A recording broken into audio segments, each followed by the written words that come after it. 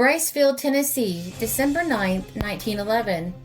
That every miner of the number who walked into the Cross Mountain Mine at Briceville this morning met death in a dust explosion which occurred within 1 hour after they had started work, is a foregone conclusion at midnight tonight.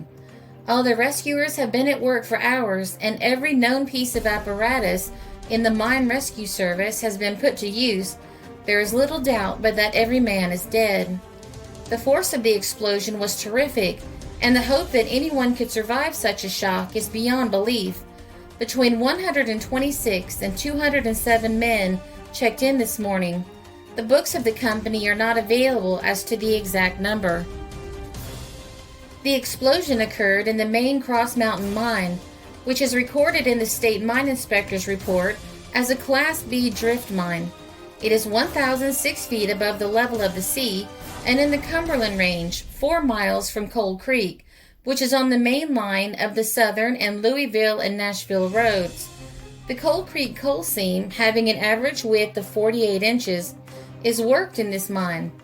The roof is of slate and the bottom of fire clay. It is developed on the entry and airway double room and pillar system.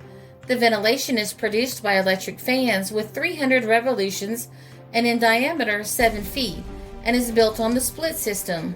Haulage of coal mine is conducted from rooms to the sidetracks, a distance of 2,200 feet, by mules, and from sidetrack to outside, a distance of 6,600 feet, the haulage is by electric.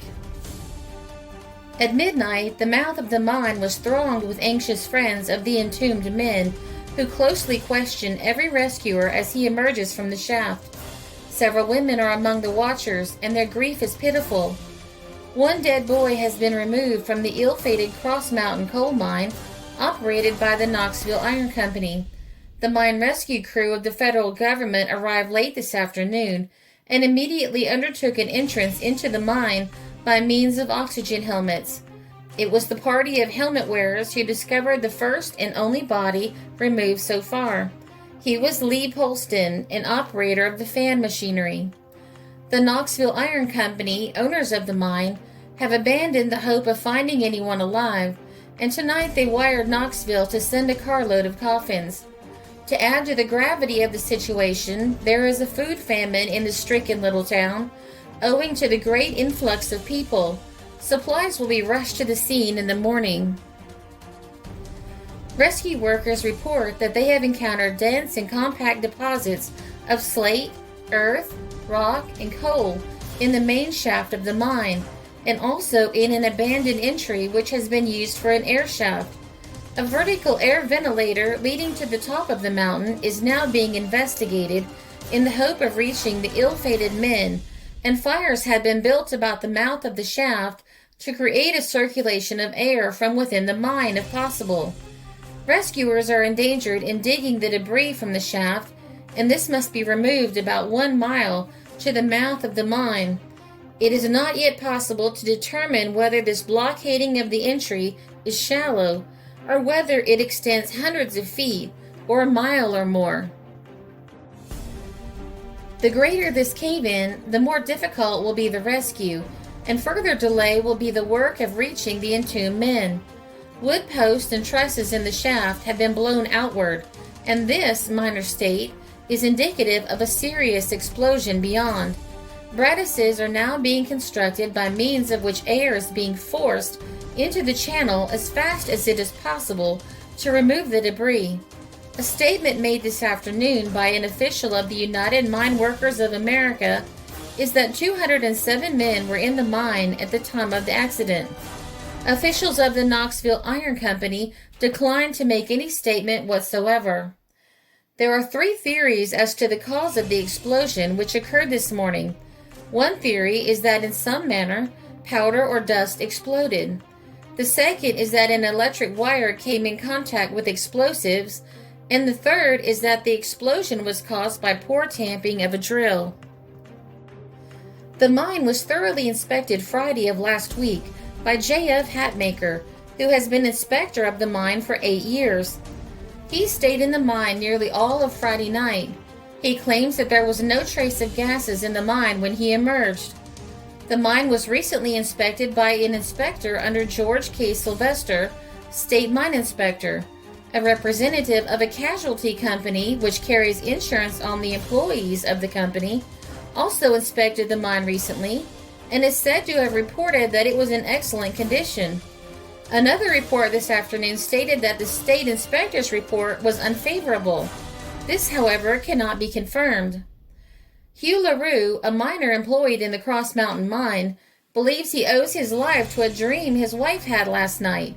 When he awoke this morning and prepared to go in for his daily task in the mine, Mrs. LaRue told him she would not prepare dinner for him to carry to the mines, as she did not want him to work today. She then recited a dream she had, giving this as her reason for asking that her husband stay out of the mine. Mrs. LaRue said that last night she dreamed she saw scores of miners with their heads blown off being carried out of the mine entrance, that she and her little children, and she has several, stood at the mine mouth watching the unfortunate coal diggers being carried out. She feared for the life of her husband today, she said. Despite the fact that he had not missed a day from work for many months, he was prevailed on to remain at home. It was only a short time after Mrs. LaRue recited her story until the explosion was announced. With tears of joy streaming down her face, she embraced her husband and thanked God that she had had that dream last night. Their little children are gathered about them, rejoicing too that their father is yet alive. They joined in sympathizing with the little children who are gathered around the mine entrance, wondering if their fathers have been killed. Mr. LaRue is doing everything possible to comfort those whose relatives have been entombed. By December 12th, the list of known dead was increased to 38. 5 of the bodies are still in the mine at the places where the men were found, lying face downward, in right entry number 22, the victims of dread damp. 2 more victims were brought out tonight, and the bodies were so badly decomposed that they were prepared for burial, which occurred soon afterward, by lantern light.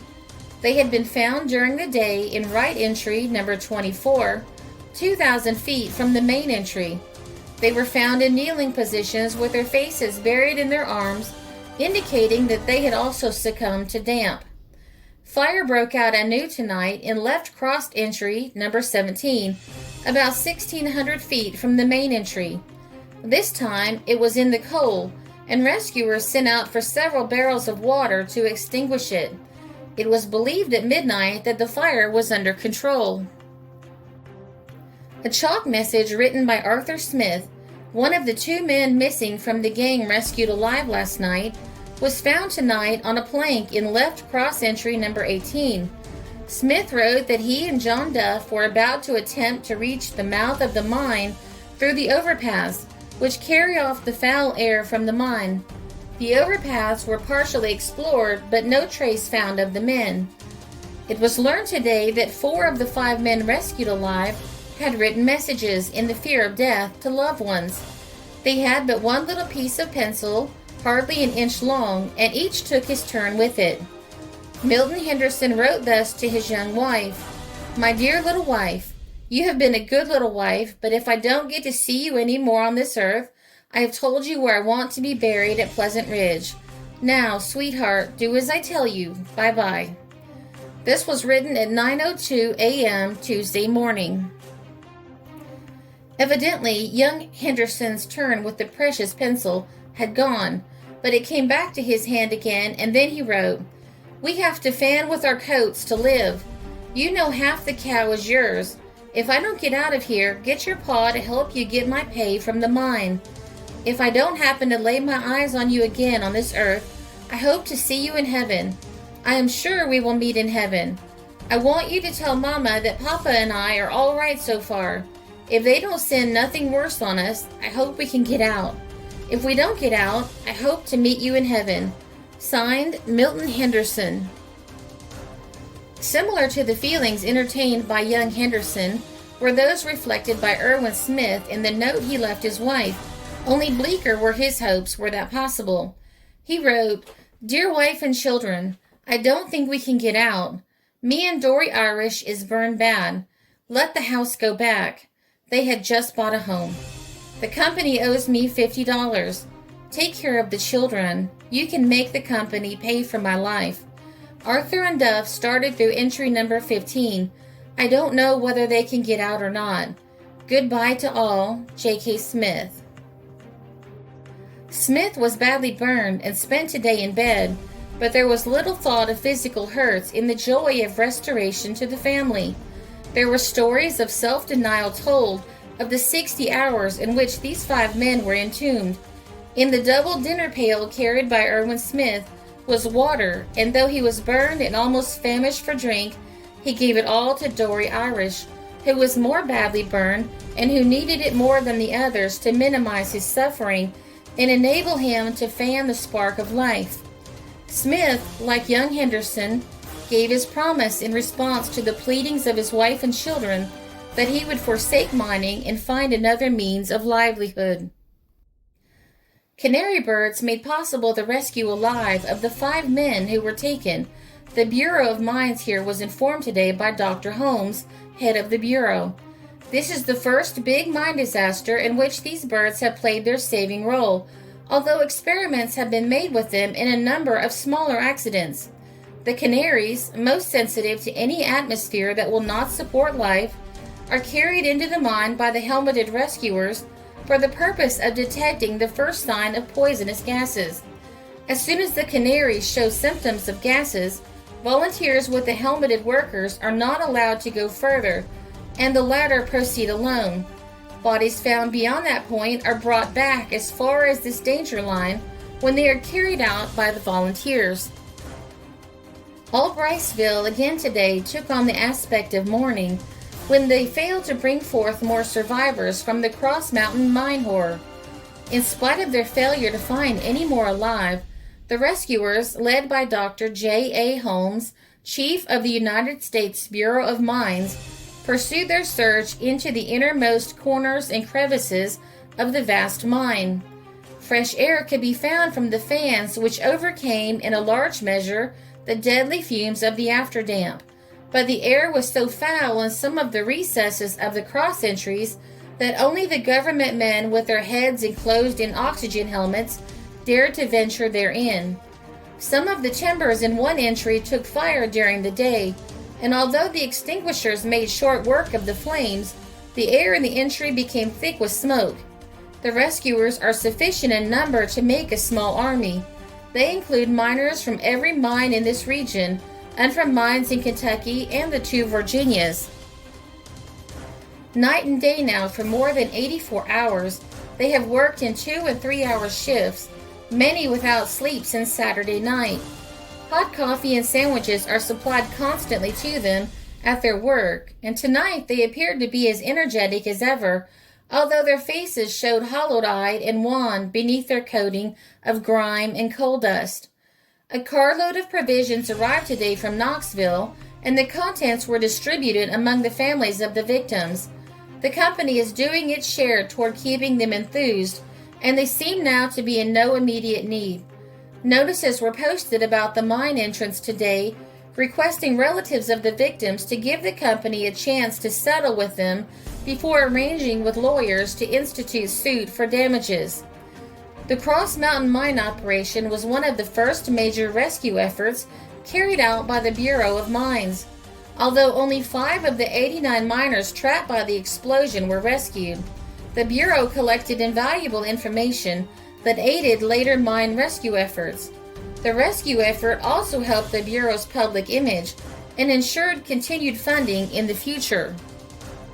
The 84 miners killed as a result of the explosion were buried in several cemeteries in the Briceville-Fraterville area.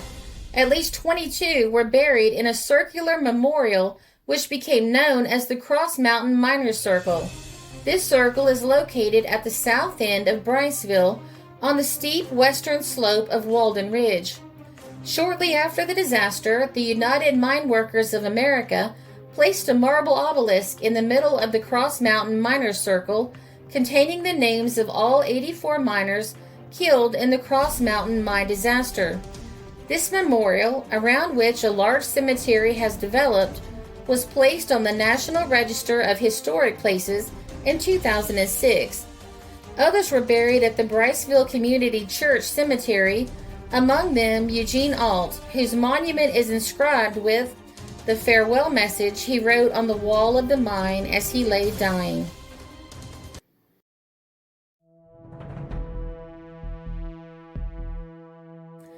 The Cross Mountain mine disaster was covered in a huge number of newspapers. The main ones used for this article are the Omaha Daily Bee, December 11, 1911, the Sentinel Record, December 10, 1911, the Birmingham Age Herald, December 10th, 11th, 12th, and 13th, 1911, the Madison Daily Leader, December 15th, 1911, and the Pensacola Journal, December 10th and 13th, 1911.